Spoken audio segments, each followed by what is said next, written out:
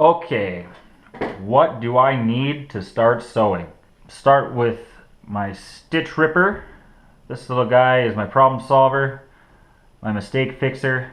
I do a lot of deconstruction type work, so this thing comes in really handy, taking off sleeves and patches and whatever else you don't want on there. This is my fabric glue. This is washable fabric glue. I use that to hold down maybe logos and things that don't want to sit still, but it does not replace pins. Pins will still do the best job, I find. Scissors, I have 2 pairs. These are fabric only scissors. I don't use them for anything else. That way they stay sharp and they don't get annoying to use. This is for fabric, this is for thread. That's it. Pins, gotta have the matching cushion to your pin case. Get a bunch of them. They'll get dull quick and you'll bend them, whatever else.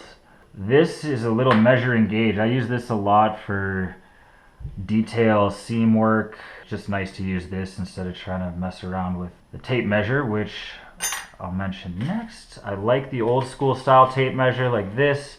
It's nice to hook it around your neck. You can use it real quick, measure out whatever you need. Thread, I use black the most. I also have bobbins here. This is my bobbin box. I keep these all pre-wound because I find it annoying to have to wind bobbins every time I go to sew something. So if you're lazy like me, you can wind a bunch of colors. Otherwise, you'll keep these empty ones around. And in a later video, I'll show you how to wind these and use them in the machine. I like to keep something flat and straight around. I happen to use a level just because it's handy and it's there. But a meter stick or anything straight edge will work fine. Needles.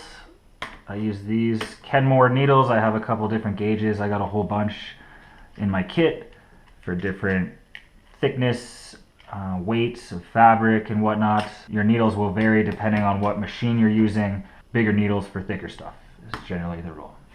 Last thing that I do want to mention is carpet. I like to use this spot right here a lot for pinning things up, stretching fabric out. It's a nice soft landing pad for your pins so you can pin right into it. You'll see in later videos how I use that in more detail. You can get soft kind of desktop covers or pads that do the same thing, but I've always used the carpet, so I just like it that way. The last thing I want to mention is my sewing box. I have this little box that I keep all those items back there in. It's super messy right now, but I've got ongoing projects, a whole bunch of different thread. This just goes on top. All my little stuff goes in here. It's important, I think, to keep everything really organized and easy to grab, because the less annoying it is to get at all this stuff, the more likely you are to use it and actually pull it out and start sewing. Make it easy on yourself. You can find us all at the sewing store or hobby shop or whatever's close to you, craft store. Thanks for watching. Next videos, we'll set up this machine and do some stitching.